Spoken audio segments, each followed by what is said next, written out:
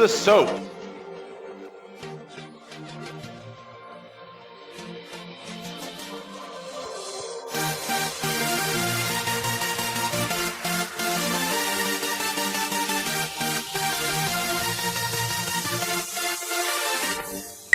Welcome everyone to another episode of The SOAP. My name is Daniel, and this episode I am joined by Delphine.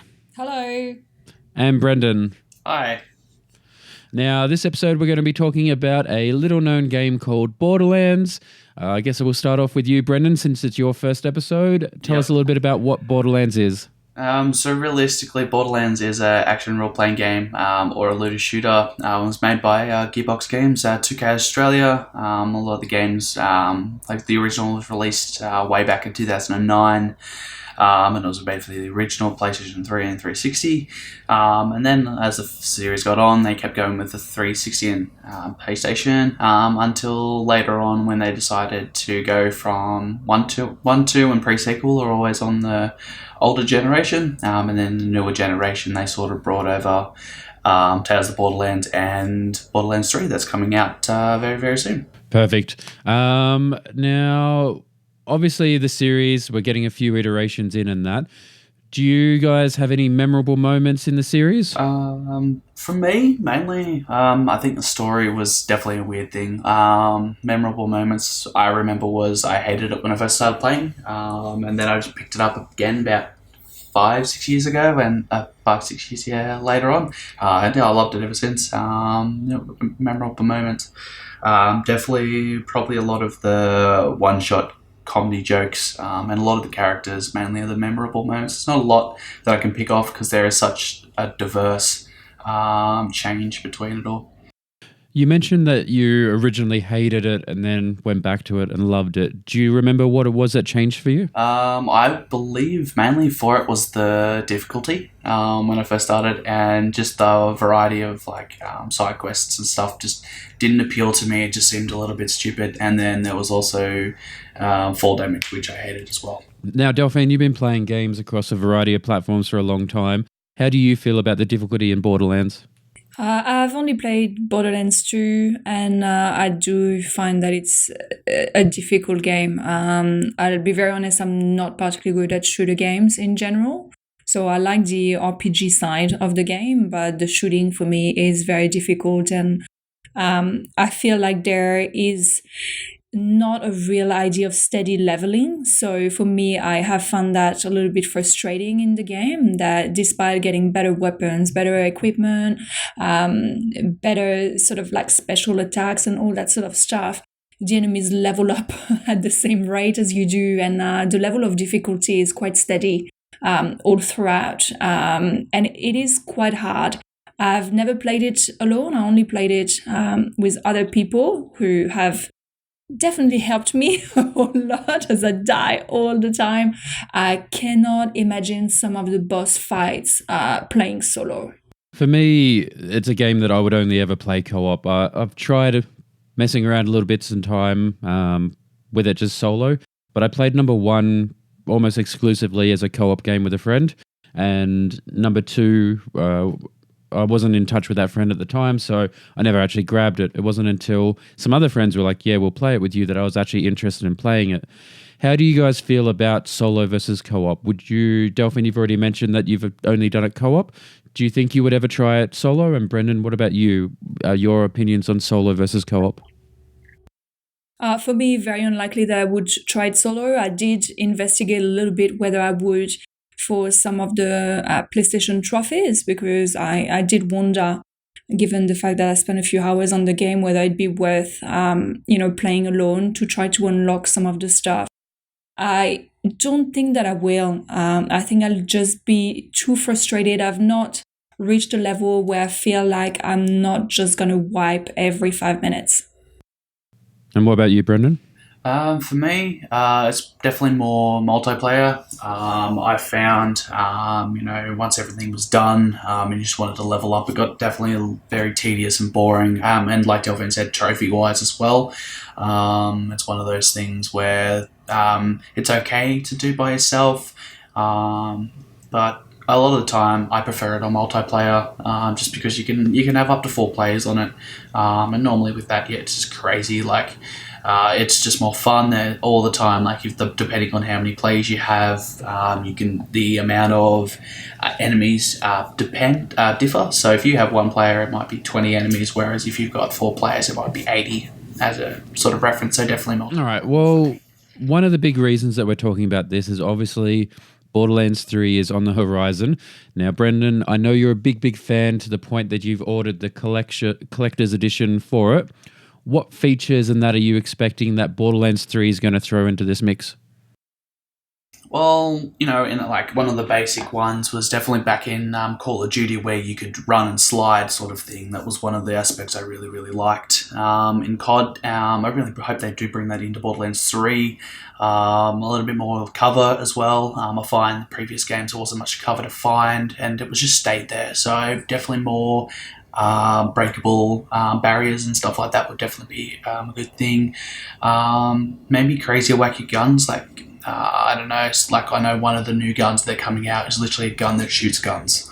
Like, what can get crazier than that, really? And like, I want that graphics to upgrade a lot, but at the same time, I don't want them to lose that authentic design that they did have, and maybe more in-depth conversations or side missions or anything that brings the story together and gets you more involved than the previous games have. You mentioned graphics with this. This is a cel-shaded style game, which, normally most people wouldn't really associate graphical changes with it. Do you think that there will actually be much of a difference between Borderlands 2 and 3 in terms of graphics? I would dare say so, yes. Especially when you look at it now, where Borderlands 2 is now like 5 years. It's about, 7 years old. So there's going to be a definitely big thing. And then with the HDR, with the 4K ability as well, like, I do know that when they had the Handsome Jack collection for Borderlands 2 and the pre-sequel, they did have a patch for it where it was like a 15 gig update for for the actual data file. So it's definitely hoping that, I do believe that they're changing it to Unreal Engine 4 for it as well. So there's probably going to be a lot, but yeah, that's pretty much it, yeah. What about you, Delphine? Obviously, you probably haven't kept up to date with all the features and that coming out with Borderlands 3. If there was one feature that you could have in the game that would make you enjoy it more, some what of the would it stuff be? that Brendan talked about that I think I would like more is just the ability to take cover a lot more. What I found is in this game, I don't find that I can really hide very well and not get hit. And in terms of movement, often I find myself in the open compared to other types of games. As I said, I don't play a whole lot of shooter games in general, not particularly my thing and not something that I excel at. I normally am a little bit more sneaky, as in stay behind and sniper your way through rather than go, all the way. So there are a few things in there that I'd like to see. In terms of design, I was really surprised the first time that I played Borderlands 2 about the whole graphic aspect of it. I think it's really interesting, and my understanding is that they're going to keep that. I don't necessarily think that it needs to have a whole lot of graphic updates, but in terms of game mechanics and so on, I really hope that they have a sliding system for people like me that suck, that could actually really enjoy the game on an easier setting. Well, that brings us, I guess, into some more of the positives and negatives of the series. One of the big things about these games is that they have so many different guns, and maybe a little bit to your not liking, Delphine, is that there are so many options and so many different abilities, and that with the guns it's hard to keep up. And one of the things I personally notice is that you pick up a gun, the stats might be better until you use it and you work out that it's a really weird gun, and that's why the stats are better. Brendan, can you tell us a little bit more about the different guns and styles of guns in the game and anything that might be coming in 3? Yeah, so they normally they call them factions. So there's normally, I can't think off the top of my head how many different factions there are, but they have different gun operatives. I know that one of them, it has a lot of knockback. You can get infinity pistols. There's a lot with that. Jacobs, Maliwan, they're two of the different types of guns. And each gun has a weird sort of aspect to them. Some kick more, some will have a better focus when they're zoomed in. And then with the newer games, I do believe that they're going to have a lot of crazier ideas. So some of the guns, I do believe that you'll finish a gun shooting, and then you throw it, and then this gun literally is floating above you, shooting while you get another gun, and you keep shooting with that one. Guns with legs, and there's it's always a lot. And then when you look at it, there's different types of grenades as well. So you've got grenades that they spawn more grenades, or you'll have certain grenades where they spin around in a circle. So there's a lot of variety in it, and as well with number 3, you can have a dual change. So you can have fire for one set, and then you could flip it around, and then you can have it as acid sort of thing, as well as they also change it from being, bang, bang to bang, bang, bang straight away. So that's some of the new aspects coming into it. And the other thing is you've got the different classes that are obviously going to change the way that you play. For me, that's one of my favorite parts about this game and most games is about choosing that style of play that you want to do. And it's not just about having a sniper rifle versus a shotgun. It's about what your class can do. Can you tell everyone a little bit about the existing classes that there are and if there's going to be any changes in Borderlands 3? Yeah, so pretty much they're all basic. So every iteration, they have pretty much a siren. They always have a siren in the story, no matter what. And so the way it works is sometimes you'll get a Gunzerker, and one of his abilities is that he can dual wield shotgun like guns, and just doesn't matter what it is. You can literally have a shotgun and a bazooka or whatever. You can chop and change. The Siren can have the abilities where they can do a lot more elemental damage when they shoot. Like when they hit people and stuff like that. There's a lot of adapting to it as well. And so with the newer editions, they've got 4 new operative sort of things. So they're pretty much Vault Hunters. And so you've got Flak, who pretty much, if you want to put it into layman's terms, he's literally an animal handler or a beastmaster. So he'll have multiple different, different villain enemies that you can normally verse in, normally like 2 and stuff like that. So skags, spider ants, stuff like that. So you get to control them. And then, like I said, you get sirens most of the time. So you've got like Amara, who's the newest siren. So she does a lot of melee damage. So she can do multiple arms, barriers breaking and stuff like that. And then you've got Zane. So he's the operative of the group, so he can pull up shields, he can do mirror images of himself, so he can get enemies can get distracted. And then of course you've got Mose. She's the gunner of the group, so she runs and shoots, but then she also, her ability is her tank, Bear, who is literally, from what I can remember, is her only family. So she has him by her side, and so he can you can actually change the way he shoots, and the way he handles damage and stuff like that as well. Perfect. Delphine, obviously you haven't played as much as Brendan, but if we were to talk about classes and that for you, what have you played so far? What's your favorite, and why is it your favorite? Oh gosh, I think I played only 2 classes from memory. I think I tried Siren, and I've played, I won't remember the name, the one with the robot. The Necromancer? Yes, so this one has definitely been my favorite so far, because you can just call on for your ads to come, and they do a whole heap of damage, and they essentially tank for you, which I have found really useful in the game, because it's, as I said, I feel like I really suck at this thing. So having them go and do damage and take damage for me while I'm a little bit more staying behind and shooting from afar has helped a whole lot. So that would be my favorite one. I have seen other people play, and I think that probably there's another one that is more like the sniper one, kind of class that I think looks really interesting, but looks very difficult to play as well. So I'll keep my favorite as number one, I think. Do you find personally that the game gets a bit repetitive? Do you find yourself that, you're going to the same locations or that? Or do you find that there's actually a fair bit of variety in what you're doing? Look, I did find it reasonably repetitive, but I'm a very bad example because, to be really honest, I've not followed the storyline of Borderlands 2 at all. And as I'm a very bad player, and like the developers of the game would hate me as a player, I play it because other people played it.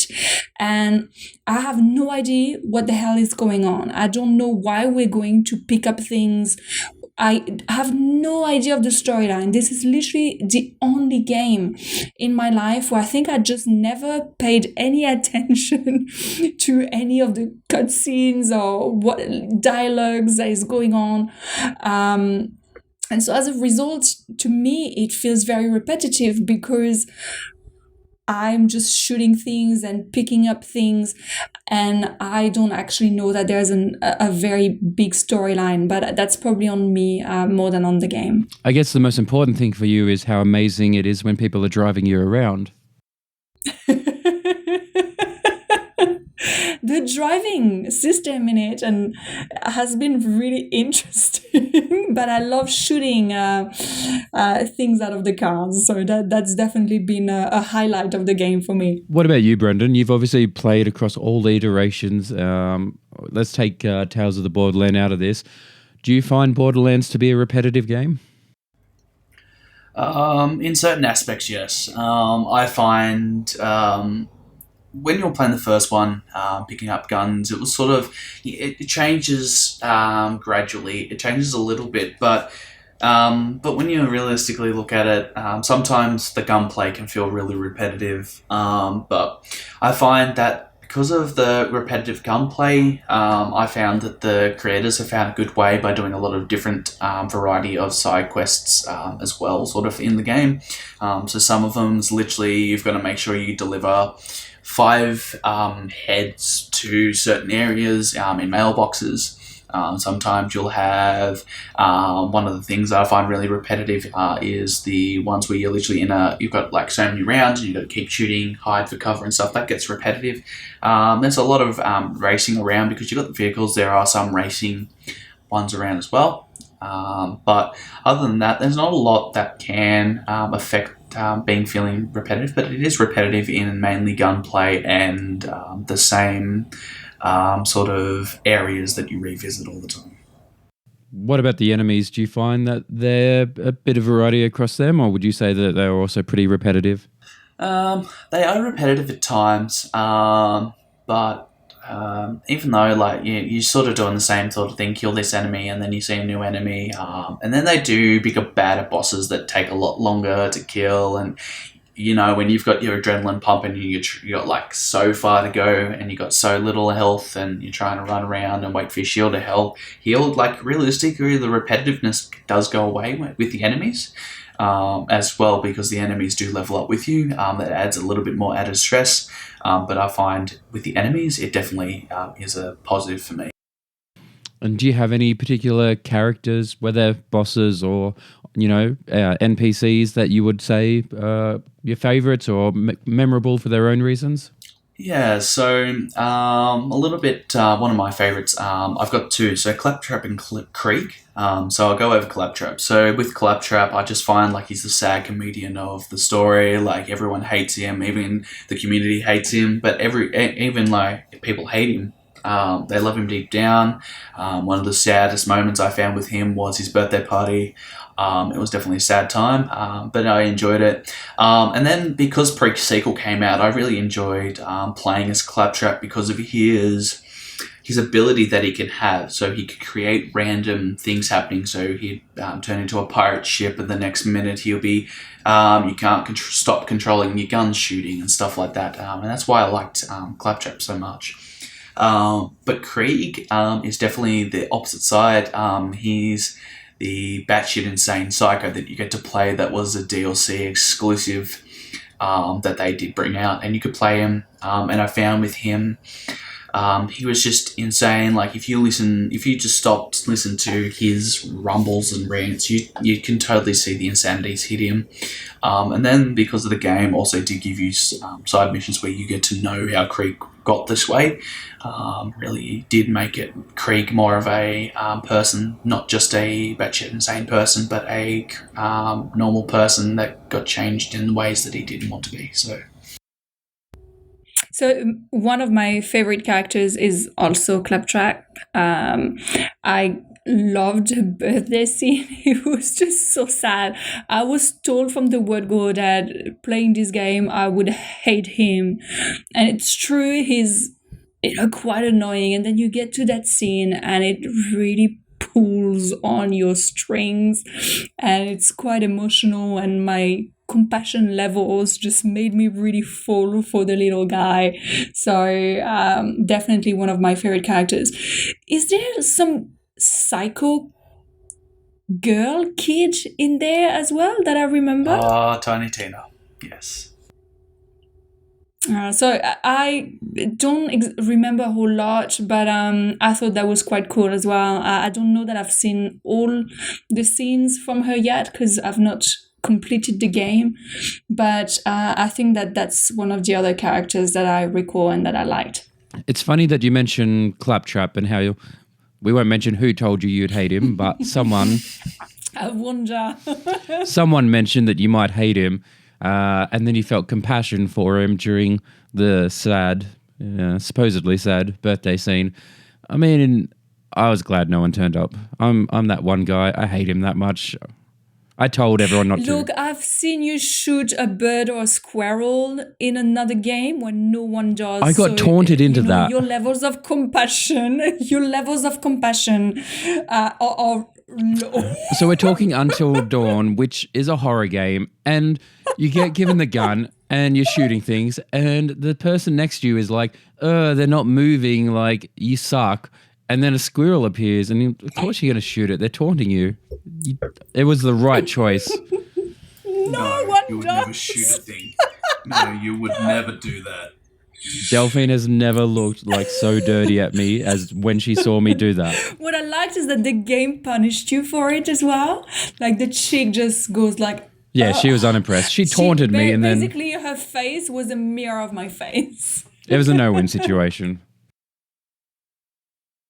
All right, well, I mean, Delphine, you've mentioned that you already didn't focus too much on the story. Brendan, can you maybe tell us what Borderlands, in terms of storyline, maybe not let's go into spoilers about that terrible ending of number 1, but if we can talk about what Borderlands is, the world, the rough idea of what people are playing.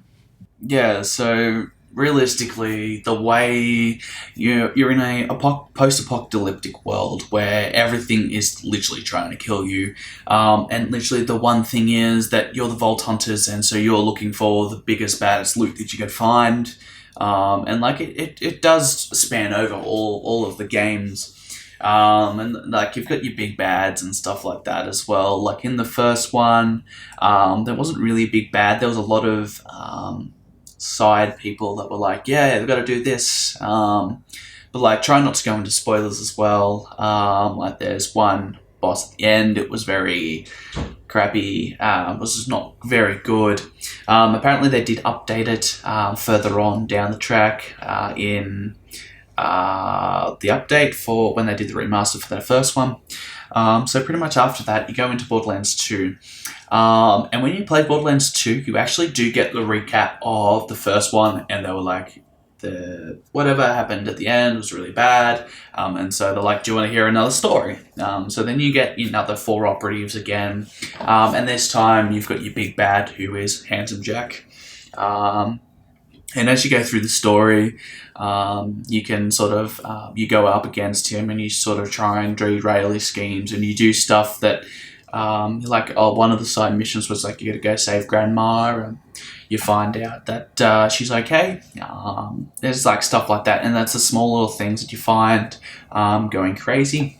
And that's sort of like a basis for 2. Now, this is where it gets all timey-wimey. So you got the pre-sequel, so it's set before 2, but after 2.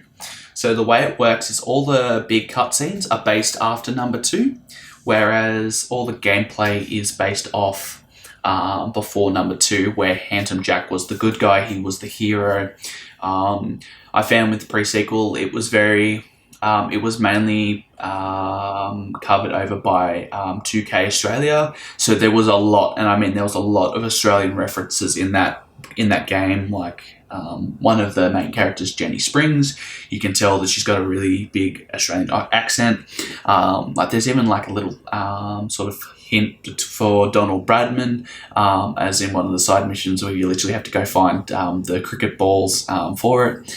And so it sort of bases off that to tell us about how and when it was. And then you've now got Borderlands 3, which is coming out very soon. And with number 3, realistically, the whole idea for Borderlands 3 is a continuation from number 2.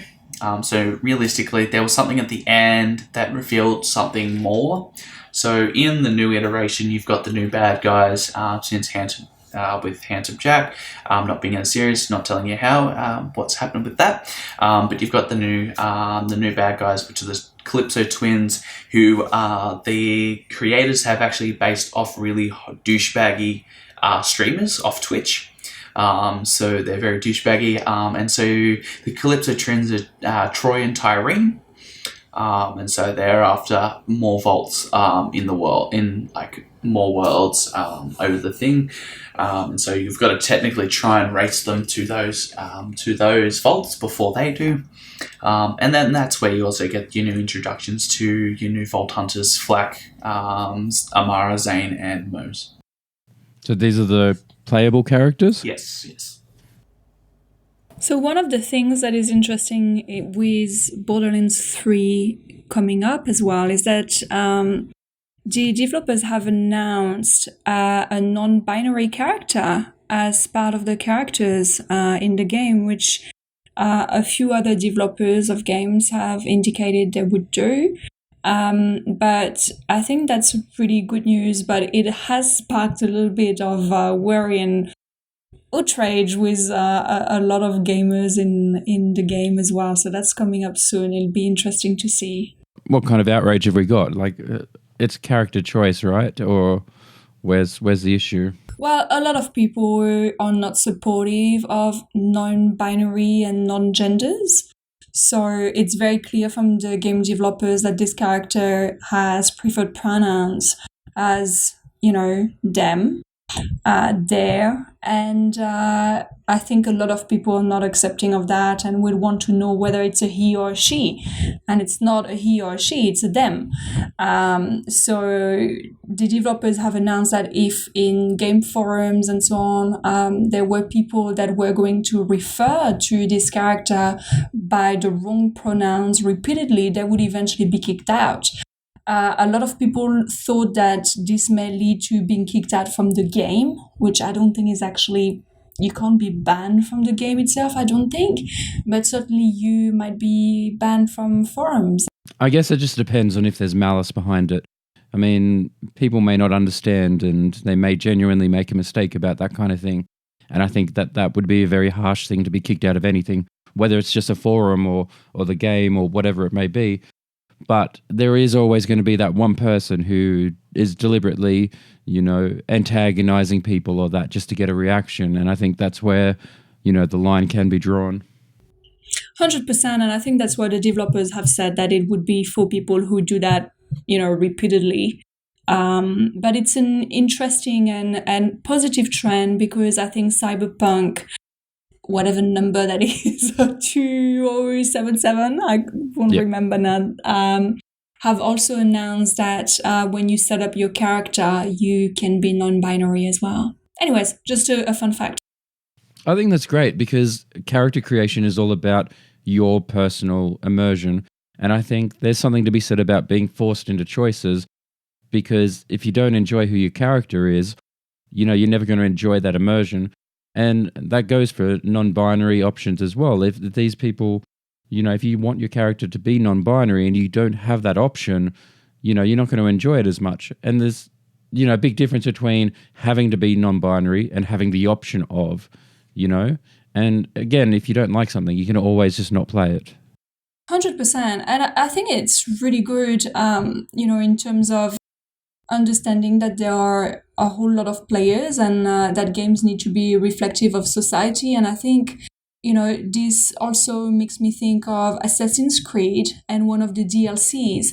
And it might be Odyssey, if I'm not incorrect, where, you had this kick-ass character that I believe ends up in heterosexual relationship, and a lot of players were really, really disappointed because again, that was not a choice for the player. So I think that there's a lot to say in there for game developers to consider all these different things around non-binary people, but also different sexual orientations, and not always forcing your female character into a heterosexual relationship or into, marriage and kids and all that sort of stuff in terms of storylines. Yeah. Yeah, like I said, I think that comes down to people having the option so that they can get the enjoyment. And if you don't have the option, I guess that's also fine. You have the right to not like something because of the choices they made. And that's the same with anything that goes on. If you watch a movie and you don't like the ending, you say it to everyone, I just didn't like it, and it's not the end of the world. That's not your favorite movie all of a sudden, And I think games are the exact same way.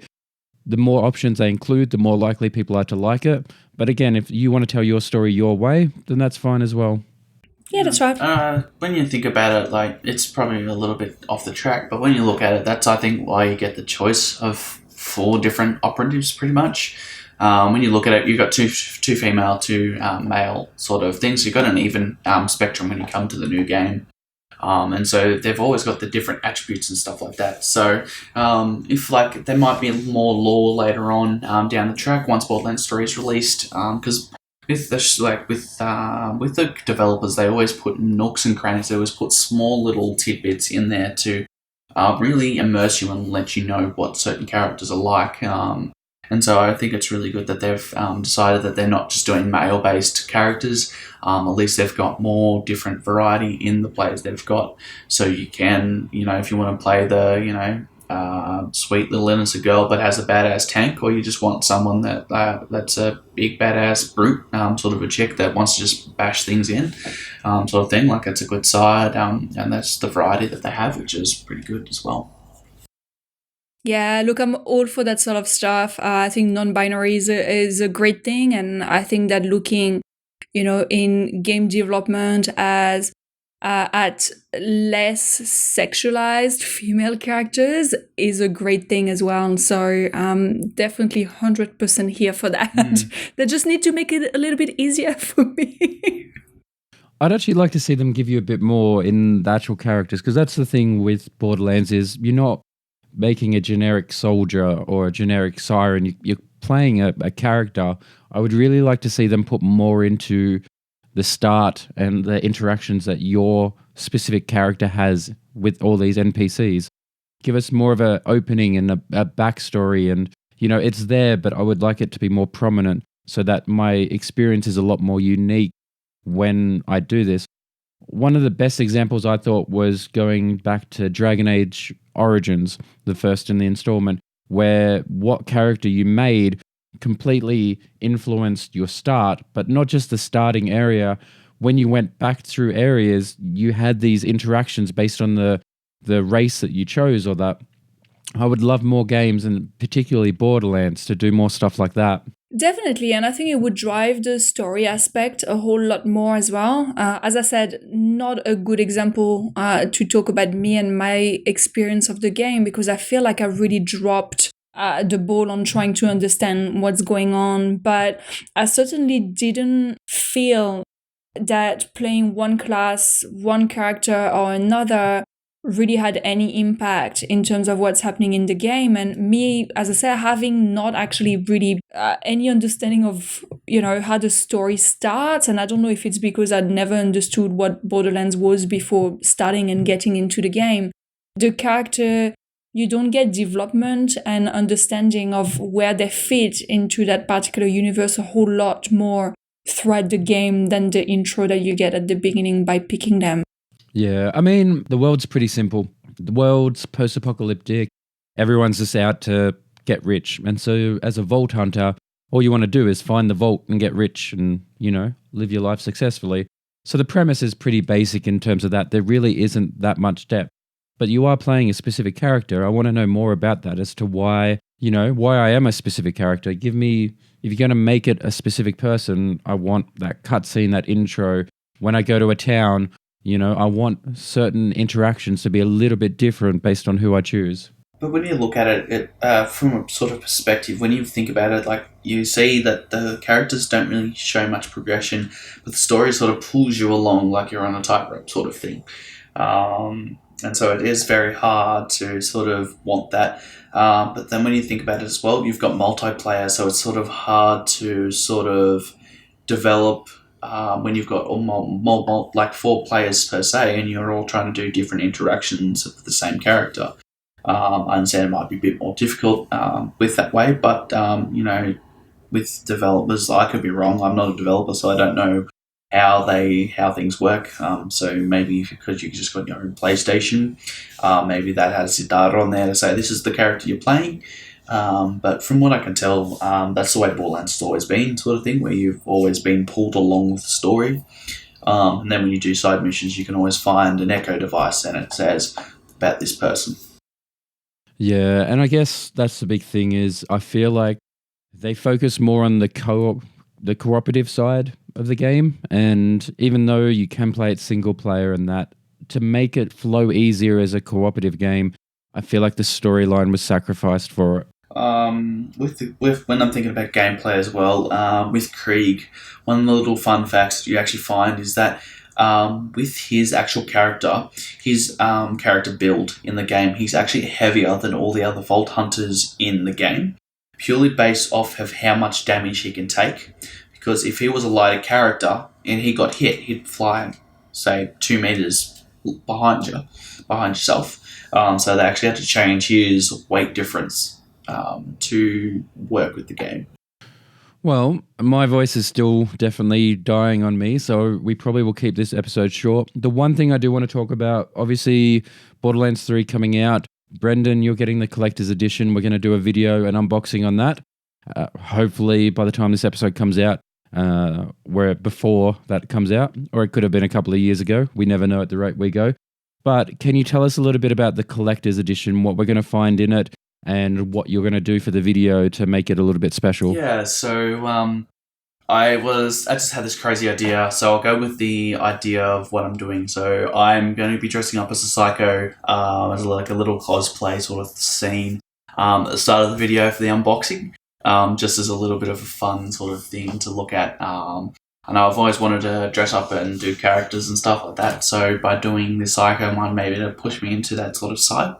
But when it comes to the special edition, I was one of the very lucky few Australians to actually get one. So I believe, from what I could tell, there's only about 20 of them sent out. So it's like a replica of one of the loot chests that you can find in the game. And in the game, you get a statue. You get 8-inch figurine statues, as well as I think it's a buildable Sanctuary 3. Sanctuary 3 you'll find out in the game. There's some lithographs, some of the basic ones. You'll get extra retro skins and retro gun skins and stuff like that. And there's coasters, I believe, for what I can remember. But yeah, that's just some of the basic items in there. It wasn't a cheap edition either. I think the base edition in Australian was $350. 350 Australian. But it comes with a replica loot box that's from the game, so it's definitely going to be interesting. And 2K and that have always made decent collector's editions in the past when they've done theirs. Like nowadays, to get like a lot of the collector's editions aren't much, but from what 2K and Gearbox is doing, it looks like it's going to be a decent addition to my collection. Well, last question. Are you going to take the day, week, month off to play the game? Well, Well, the way it's going, no, unfortunately I can't, as I'm still in probation at the moment with my work. So I want to sort of, if I could take the time off, I would literally be taking 2 weeks off, because I would totally organise it with one of my mates who's really big into it as well, and I would literally play for 2 weeks straight with him, just doing everything, trying to play as many characters as I can, get through the game and platinum it. Well, hopefully you get sick off me so you can take that time off. But no, I am very excited by it. It's going to be great to open up someone else's box for one of our videos. It's going to be really good to do that. So I'm very excited, and especially for the cosplay idea. I have actually seen some of the pieces you've got already, so I can say that does seem very exciting. Delphine, you're going to be on that video, and are you going to be getting Borderlands 3 and taking a week or month off to play it? I am not going to cosplay for it. I am not going to take any time off for it. I will probably play it with friends. If friends play it, I will play it. Otherwise, it's one of these that I would probably pass. But, never say never. I have played a lot of games that I really didn't like in the beginning and got to love. So you never know, there's still some hope for me to eventually fall in love with the game series. But as it is right now, no, I won't buy it on release, and it's very unlikely that I would take any time off for it. Will we see you on the unboxing with Brendan? Sure. Happy to see that. I want to see that cosplay, so I think just for that... If it makes you feel any better, I've got 2 masks, so you can wear one. There we go. Hey, I'll grab one. As you know, I'm always really self-conscious on those videos. If I can hide my face, I will go for it. But I want to be one of the first ones to see that cosplay, so I will volunteer for the unboxing. Perfect. All right, guys. Well, thank you for being on the episode, and thank you to everyone who's been listening. As you can tell, my voice is almost completely gone at this point, so... Yeah, I was going to say thanks, Dan, for my apologies. hosting this with your voice. Yes, it hasn't been the best of me. I would have liked to talk a little bit more about all of this stuff, but we might call this one a little bit shorter. But no, thank you, Delphine and Brendan, for being on this episode. Thank you. No worries, thank you. For everyone listening, keep an eye out for the mentioned Borderlands 3 unboxing video. You will find that on our YouTube along with the rest of our unboxing and podcast videos. We are in talks with Brendan at the moment to maybe start a weekly video, something like that, to keep the content going on there. So definitely make sure you're subscribed. Apart from that, though, you'll find us on Facebook, YouTube. We host all our audio podcasts through SoundCloud, which you can also view through iClouds, iTunes, all that kind of stuff. If you have any questions, hit us up, let us know. But thank you, everyone, for listening to this episode of Borderlands.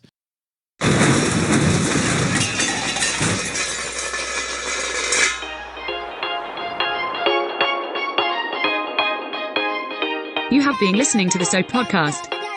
Join us again soon for another episode, and don't forget to hit us up on all the social media platforms, because we love hearing from you. That's it, man. Game over, man. It's game over.